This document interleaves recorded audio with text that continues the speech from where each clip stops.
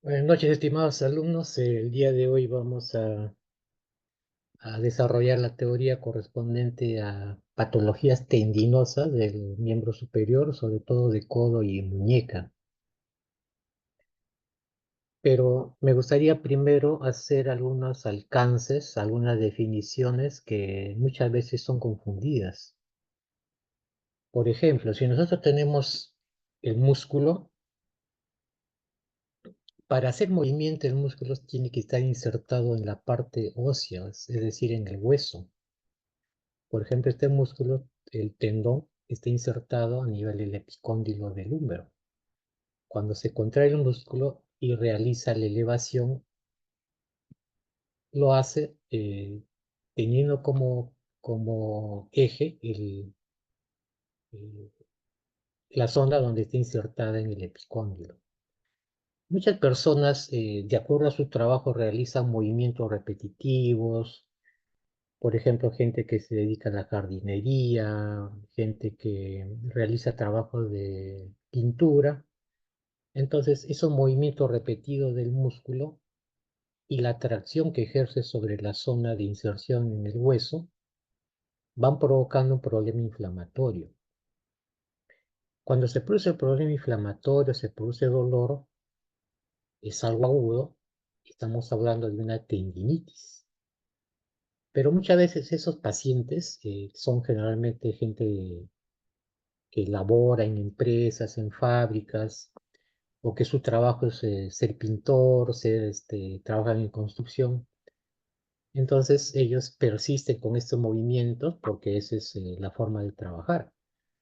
Entonces, esta parte tendinosa que se inflama y, y en forma aguda decimos que es una tendinitis, va avanzando y se va cronificando, de tal manera que el problema inflamatorio, al hacerse crónico, ya el tendón va produciendo cambios degenerativos, se va cronificando, y cuando ya se cronifica, ya es un tendón que tiene signo de degeneración.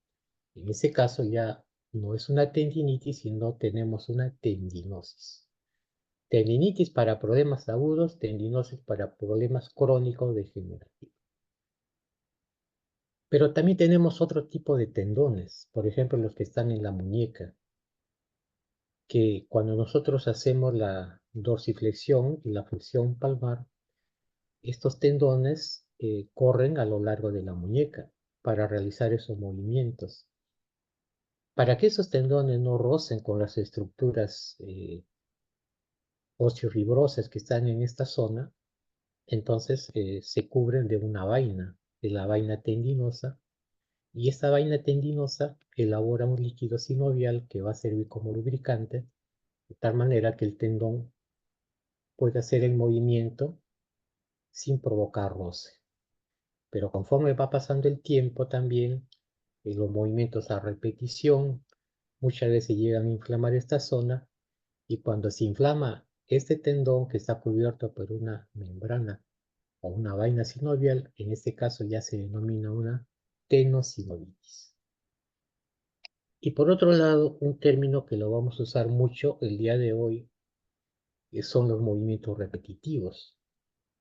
Como ustedes ven en la imagen, gente que labora en empresas, laboran en fábricas, que se dedican a hacer movimientos continuos, repetitivos, como vemos acá, que todo el día, durante horas, semanas, meses, tienen que hacer estas labores.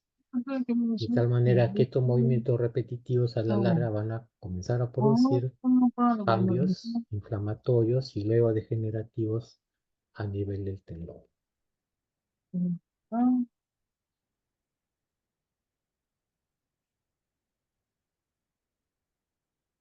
Entonces empezamos con la epicondilitis, que como ven acá es una tendinopatía por sobreuso. ¿Qué significa sobreuso? El uso exagerado del miembro. Por ejemplo, un tenista hace un sobreuso de estos extensores, de estos músculos, y el sobreuso, ¿qué pasa? Que esta contracción, esta tensión recae a nivel del tendón y lo va inflamando. Como es en el epicóndilo lateral del húmero, lo denominamos epicondilitis lateral del húmero. Y como hace muchos años apareció principalmente en tenistas, también se le llama codo de tenista. Entonces, tiene que ver mucho con, como le dije antes, con los movimientos repetitivos. Gente que trabaja en fábricas, en empresas, que el trabajo de ellos es hacer este tipo de movimientos, y van tensando el músculo va tensando el tendón y se va comenzando a producir los cambios a nivel de la zona de inserción en el epicóndilo.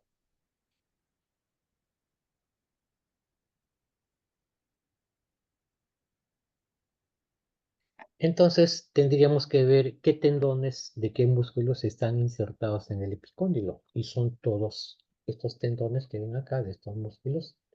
El extensor radial corto del carpo, el extensor común de los dedos, el extensor propio del dedo meñique, el cubital posterior y el anconio. Todos estos músculos, sus tendones están insertados en el epicóndilo del húmero, epicóndilo lateral.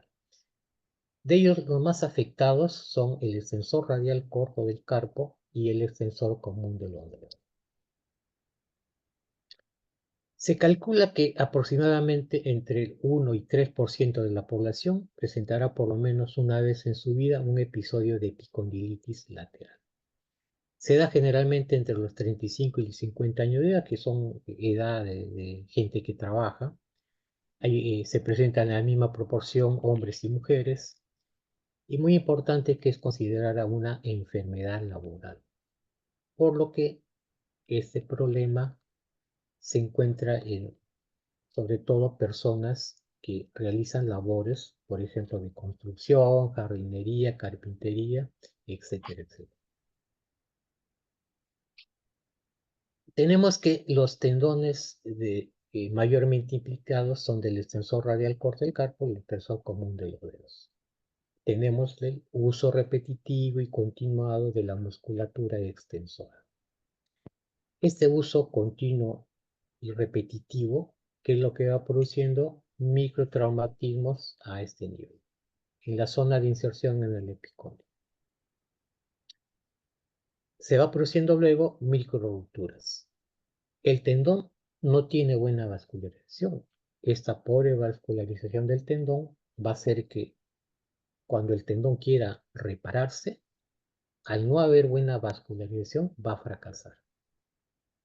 Entonces, se va a producir una reparación inadecuada. Y esto va provocando ya dolor crónico y ese tejido, que es un tendón normal, donde vemos sus fibras orientadas con buena estructura, ya se va haciendo un tendón degenerado. Se pierde la estructura. Es un tejido más cicatricial. Y como es un tejido más cicatricial, es más proclive a que siga provocándose más desgarros.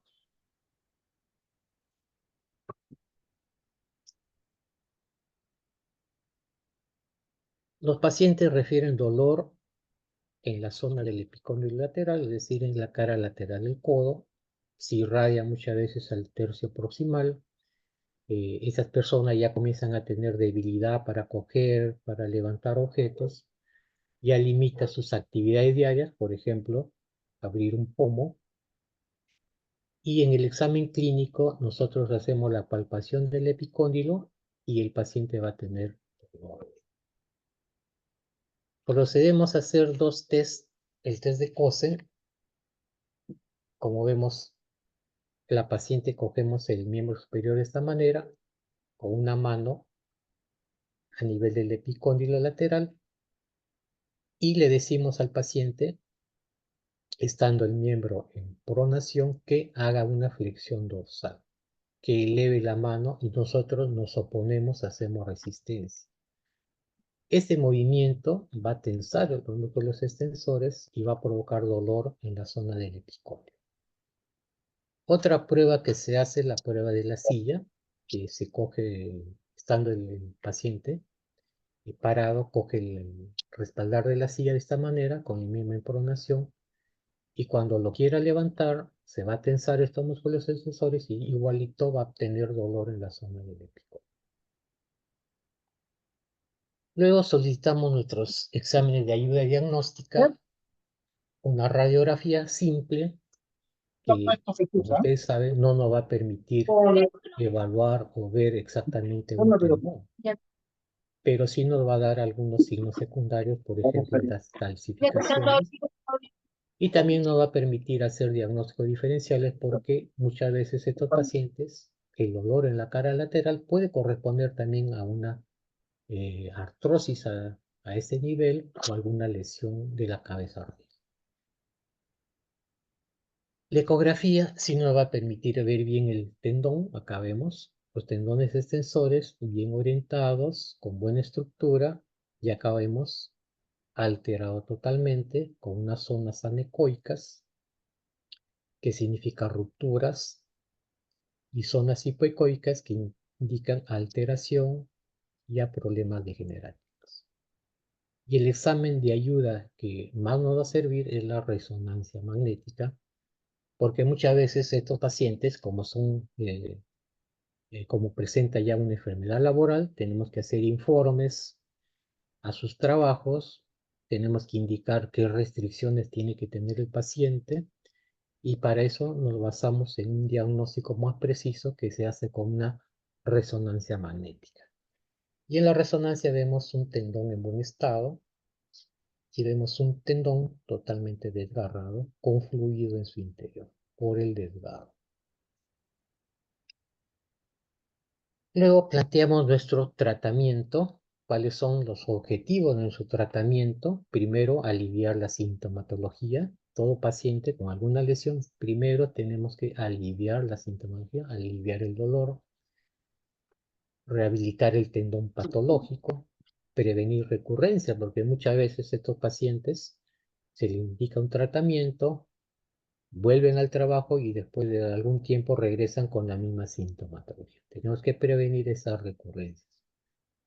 De preferencia siempre un tratamiento conservador al inicio, y cuando no mejora con medios conservadores ya se tiene a la mano la cirugía.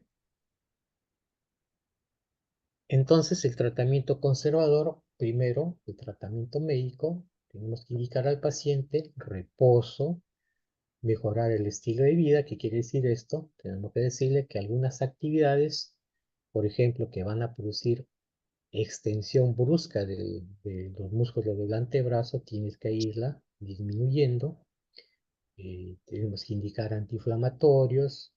Se puede indicar también esta ortesis que se llama codera de tenista. Que al colocarse esta codera, al colocar un poco de presión, hace que los músculos extensores se vayan relajando. Y también podemos indicar terapia física con ultrasonido. Muchas veces estos pacientes no mejoran con este tratamiento y podemos pasar al siguiente paso, donde ya tenemos las ondas de choque. Estas ondas de choque que se utiliza bastante en urología porque son las que destruyen los cálculos de orina, de renales. Este aparato de ondas de choque lo que va a producir en el tendón es que va a estimular la proliferación de colágeno, es decir, va a mejorar la reparación, la regeneración del tendón. Acupuntura, porque cuando se colocan las agujas se produce una liberación de endorfinas y van a provocar analgesia. También se utilizaba el Botox, la toxina botulínica, que al inyectar en la zona muscular extensora producía parálisis de los músculos extensores, y de esta manera relajaba y disminuía la presión que se produce sobre el tendón que está insertado en el epicóndilo. El láser, que también va a producir una regeneración del tendón, y un tratamiento que se usa bastante, la infiltración con corticoides de depósito, que se coloca en la zona tendinosa y que también van a aliviar el dolor. Todos estos tratamientos, según estudios, hay algunos que lo avalan, otros que indican que según sus estudios son tratamientos que no han sido considerados en la literatura mundial, ¿no? Entonces hay que tomar con pinzas estos tratamientos. De ellos, el más utilizando son las zonas de choque y también la infiltración con corticoides. También tenemos un tratamiento con terapias biológicas. Dentro de nuestra sangre tenemos nuestras plaquetas y dentro de las plaquetas tenemos los factores de crecimiento, que son proteínas, que cuando nosotros inyectamos la sangre del mismo paciente en la zona de la lesión, estos factores de crecimiento que se encuentran dentro de las plaquetas van a comenzar a hacer que las células se vayan diferenciando, las células de la vecindad, diferenciando en tenocitos, y de esta manera va a ayudar a la regeneración del tendón. Pero esta misma sangre autóloga, que era un tratamiento que se usaba, también se puede Mañana viene por la mañana y centrifugar. pasó también. Y cuando se hace la centrifugación, Déjame ver. el Sí, plasma, son de... No hay te una vayas a asustar. parte que es una capa es el Esto, como plasma es que feriado, ponen las algunos nomás. plaquetas. A ver, Es decir, déjame ver. tenemos mayor Mañana concentración de está... plaquetas ahora, y de tal manera que el tratamiento Mañana es mejora 30. aún En más. producción, la Pero también mayor tenemos mora, las células madre, que lo la mayor tenemos de morita. los cordones Y umbilicales, el de la misma samoyo. grasa del paciente, que a veces también son Ya. cultivadas, Chao, nos vemos, gracias. y que No al te olvides lo que te inyectarse en la pedí, zona por de favor. la Ya. lesión, va a hacer que estas células madre se van a comenzar a diferenciar en tenocitos y también va a ayudar a la regeneración del tendón. Pero muchas veces, a pesar de todos estos tratamientos, el paciente no mejora y entonces se pasa al tratamiento que ya es quirúrgico. Y actualmente ya se hace tratamientos con artroscopía, como ven acá. Este es el tejido cicatricial, esta es la cabeza de radio, tejido cicatrizal, tejido degenerado, este es el epicóndilo del húmero. Entonces este tejido cicatricial es que se tiene que eliminar porque ese es el que está provocando dolor. Y mediante el artroscopio, mediante una pinza se va eliminando, se va debridando.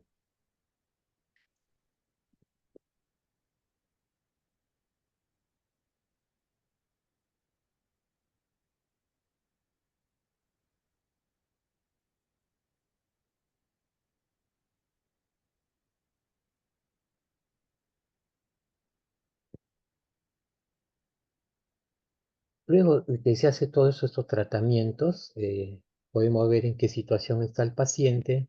También tenemos que indicar muchas veces restricciones en el trabajo y también tenemos que hacer un diagnóstico diferencial con otras patologías que también pueden presentar el paciente dolor en la cara lateral del húmero, como es la lesión de nervio interoso posterior, que cuando es comprimido por el plano muscular también puede provocar dolor en la cara lateral del húmero y puede provocar, en este caso, parestesias, que es lo que lo diferencia de la epicondilitis, la presencia de parestesias.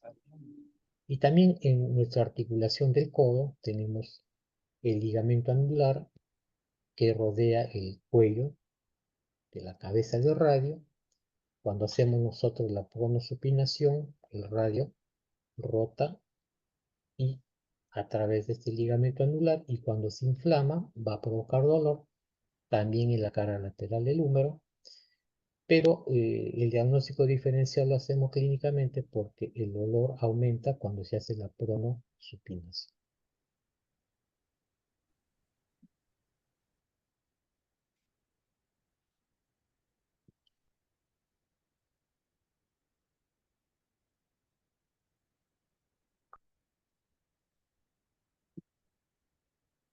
Pero así como tenemos una epicondilitis, tenemos también una epitroclitis. Cuando tenemos un problema en la epicondilitis lateral del húmero, ahora vamos a tener una epicondilitis medial, es decir, en el ¿Está epicóndilo cerrado ya? interno o medial del húmero. Si anteriormente teníamos un codo de tenista, ahora vamos a tener un codo de golfista. Entonces, esta epicondilitis medial o epitrocleitis es una tendinopatía también, que en este caso va a afectar la inserción proximal del grupo muscular común flexor pronador. En la epicondilitis lateral era los músculos extensores, ahora son los flexores pronadores.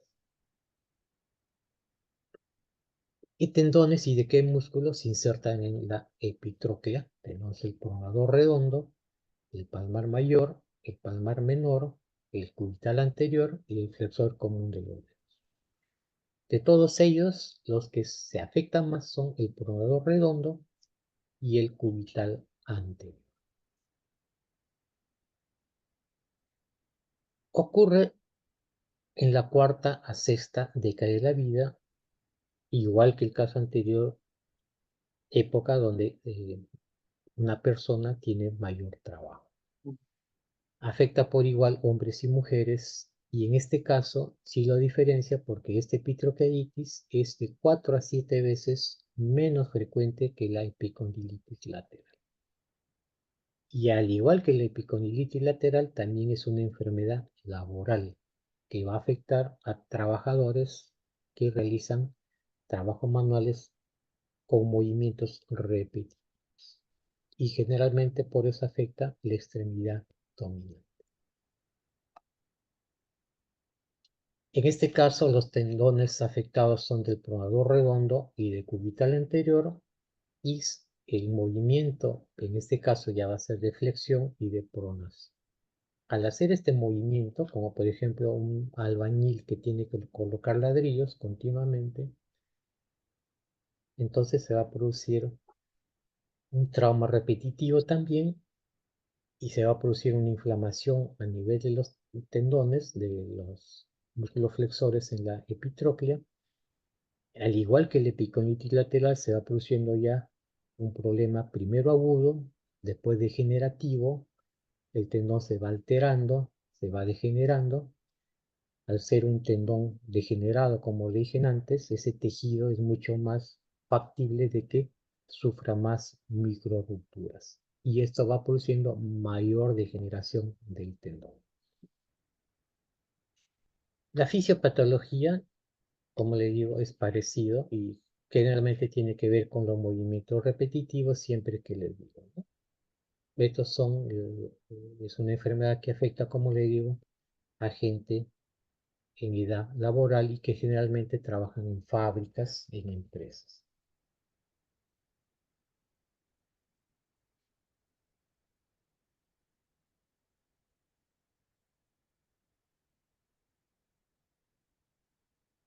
Los pacientes aquejan dolor a nivel de la zona del epitrócleo, es decir, en la cara interna o medial del epicóndilo, del húmero. Nosotros para hacer el diagnóstico hacemos un test de resistencia. Decimos al paciente que mantenga el antebrazo en supinación y nosotros para provocar tensión de los músculos flexores le decimos que haga una flexión palmar. Le decimos que flexione, nos oponemos y esto va a provocar dolor a nivel del epitrócleo. Al igual que el caso anterior, van a comenzar a tener estos pacientes pérdida de fuerza para coger objetos. A veces estos pacientes presentan dolor desde el codo o el antebrazo.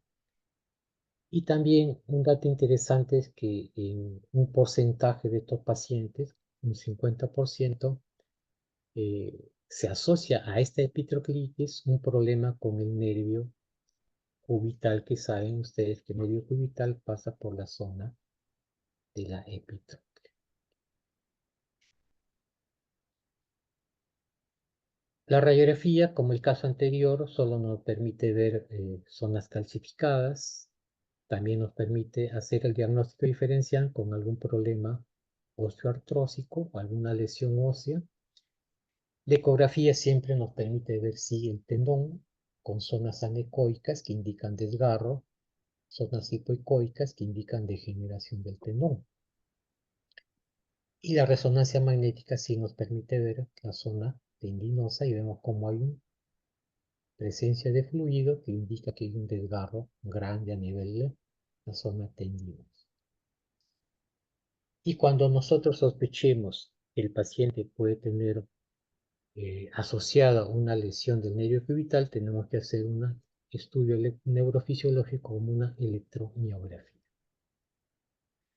El tratamiento conservador es igual que el tratamiento que hicimos para la epicondilitis lateral, y el quirúrgico parecido, y también para los pacientes que no mejoran con el tratamiento conservador.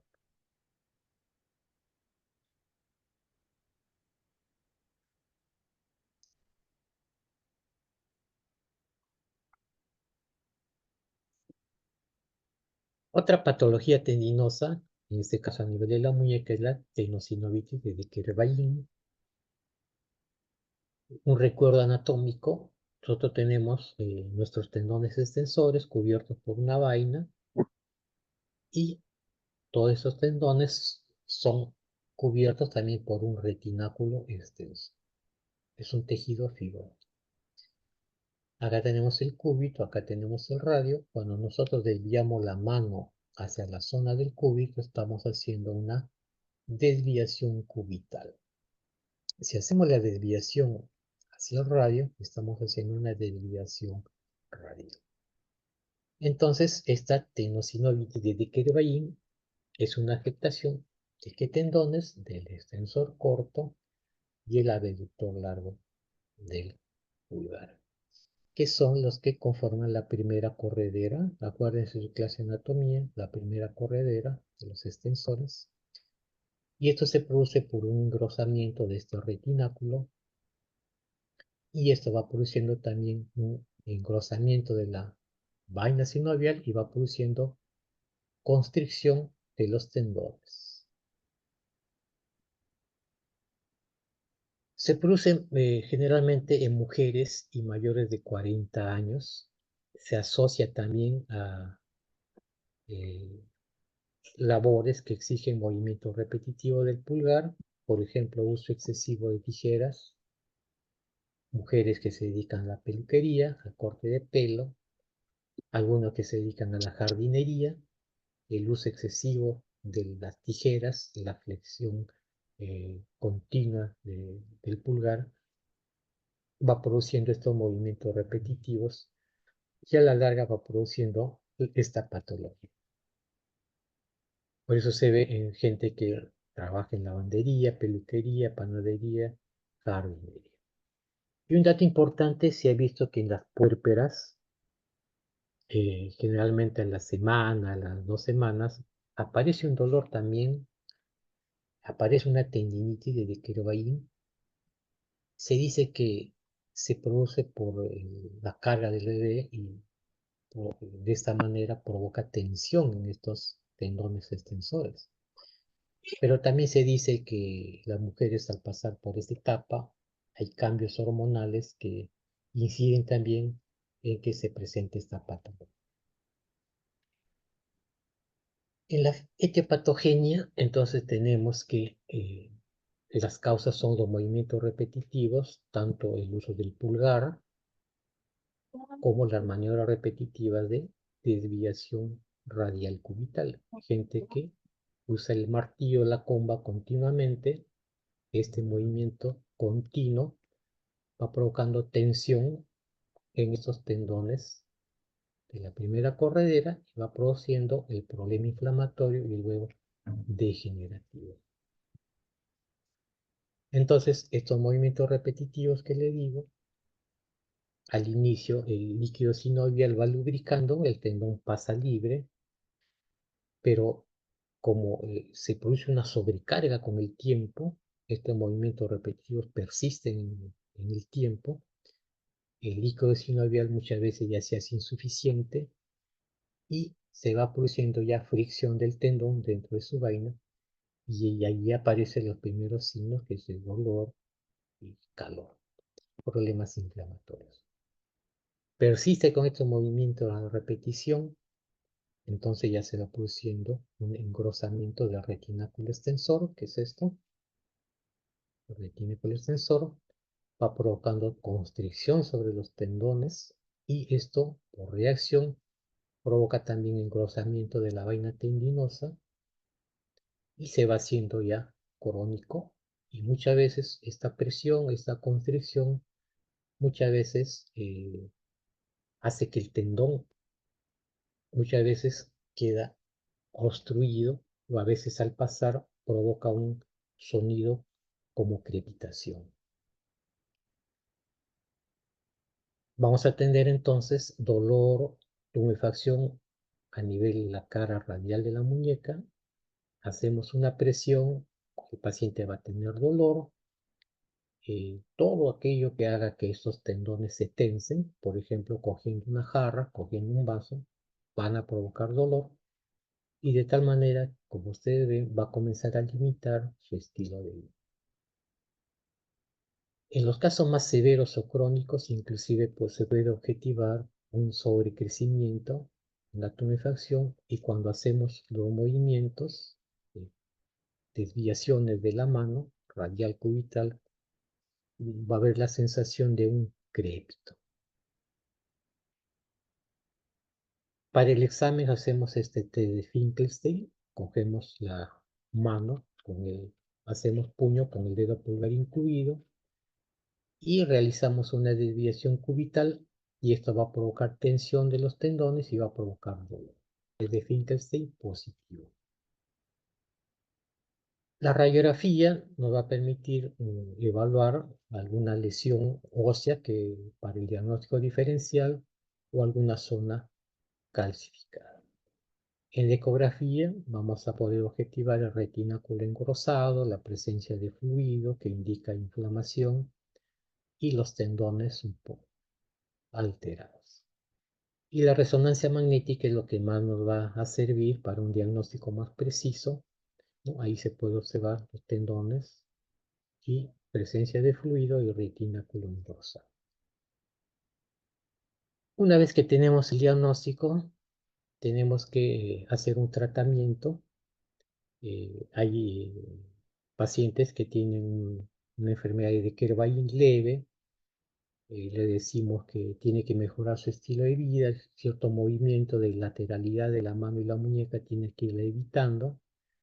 Podemos indicar una ortesis, un inmovilizador de muñeca y del primer dedo para bloquear esos movimientos que están provocando la lesión. Indicamos antiinflamatorios. Si no mejora con esto, podemos indicar una infiltración con corticoides. Pero en los casos más graves, el paciente que no mejora ya se hace una liberación quirúrgica de la correa. Hacemos una incisión, llegamos a la zona de conflicto, vemos la retináculo, este retináculo que está haciendo la presión, lo levantamos y hacemos la sección y quedan nuestros tendones ya libres. Es la liberación de estos dos tendones.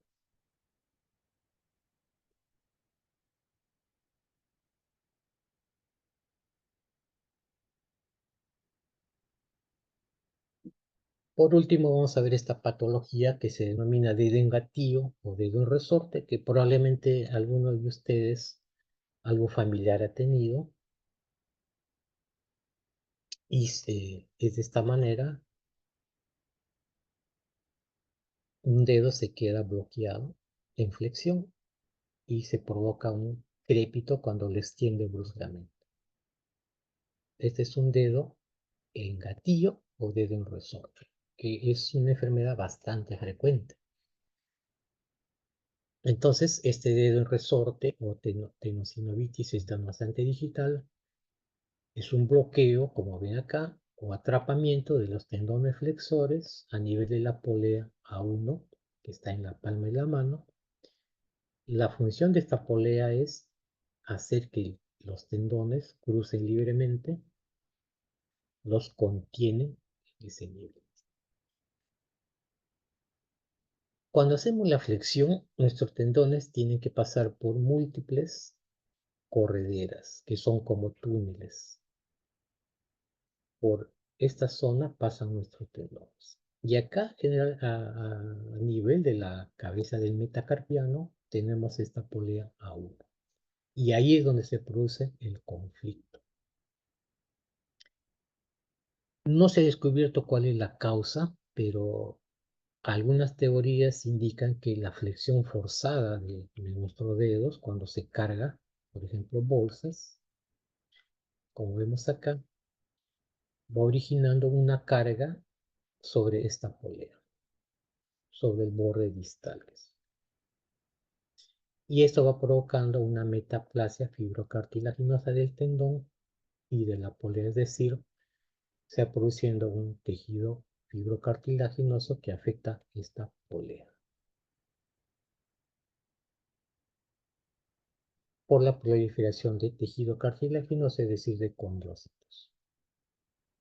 A la larga se produce esta hipertrofia de la polea y en muchas ocasiones también se forma un nódulo reactivo en el tendón, como vemos acá.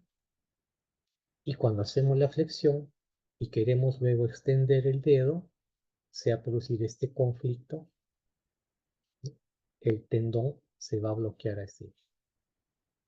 Y eso es lo que da la pátula.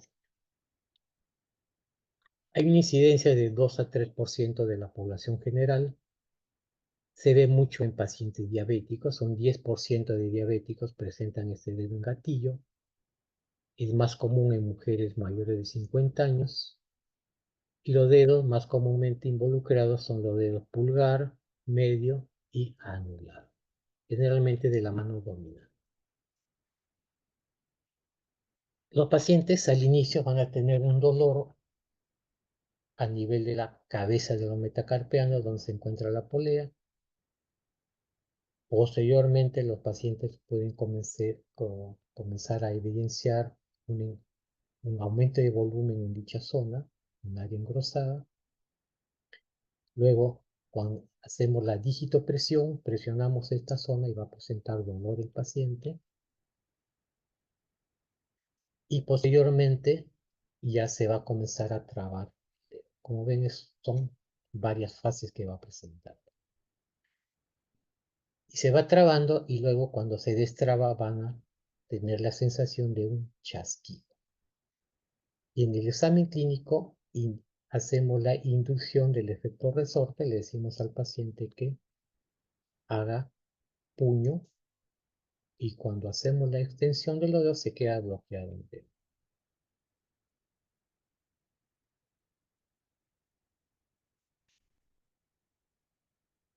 El tratamiento con antiinflamatorios y el tratamiento que más da resultado es la infiltración con corticoides. Esto es lo que más ayuda al paciente, la infiltración con corticoides. Muchas veces son pacientes que con una sola infiltración van bien durante mucho tiempo. Hay otros que uno le infiltra, pasa 3, 4 meses, regresan con el mismo problema, se sigue bloqueando el tendón. Y cuando ya se producen 2 o 3 veces que no mejora con las infiltraciones, ya se tiene que hacer un tratamiento quirúrgico. Se tiene que aperturar la polea. Tenemos que cortar esa polea que está bloqueando el pase del tendón. Una manera es con esta liberación percutánea. Mediante anestesia y con una aguja va tratando de desgarrar esa polea, pero mucho mejor es la liberación abierta.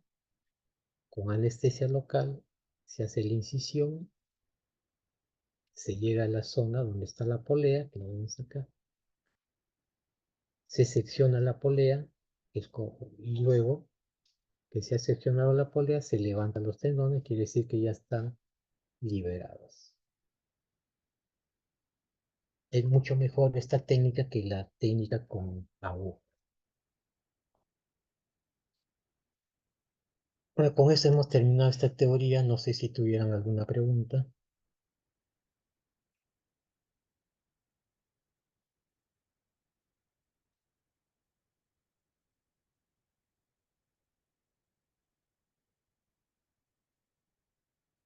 Hay una pregunta que dice que sobre la epicondilitis, el tratamiento conservador, ¿cuánto tiempo dura y en qué momento se decide que es insuficiente o se pasa al tratamiento quirúrgico?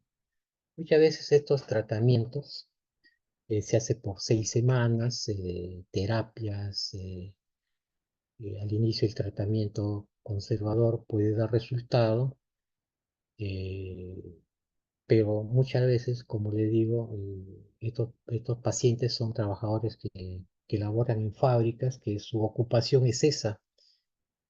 Uno le puede decir a estos pacientes, sabes que tienes que ver otro tipo de actividad, pero son personas que esa es su única ocupación, a veces persiste con este tipo de trabajo. Son pacientes que muchas veces no cuentan con suficiente dinero para hacer otro tipo de tratamientos y generalmente se hace un tratamiento por semanas, por meses, y a pesar que hacen eh, reposo, se le indican restricciones, estos pacientes no mejoran, va pasando 3, 4 meses, ya se indica otro tipo de tratamiento, que ya al final ya es el tratamiento ya quirúrgico como lo he visto.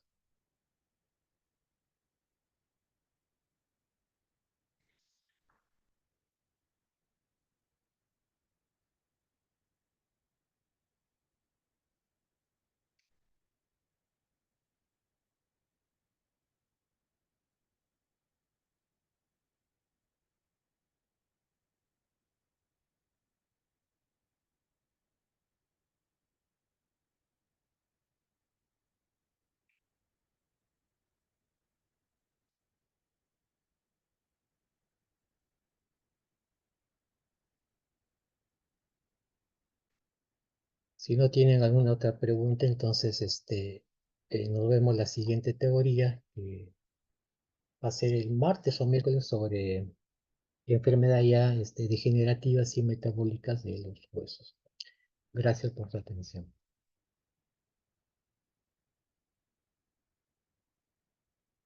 Hay otra pregunta que dice, no escuché bien sobre el tratamiento para el dedo en gatillo. Como les digo, el dedo en gatillo es un tratamiento que primero se hace infiltraciones. Muchas veces, como le dije, depende de cada paciente, de su idiosincrasia. Muchos pacientes con una sola infiltración van bien toda la vida. Hay otros pacientes que se infiltra, pasa 3, 4 meses, regresan con el mismo problema. Se le vuelve a infiltrar, pasa un tiempo más, regresan, eso ya no se puede hacer más de 2 o 3 infiltraciones. En ese caso ya se hace un tratamiento quirúrgico, como les he dicho.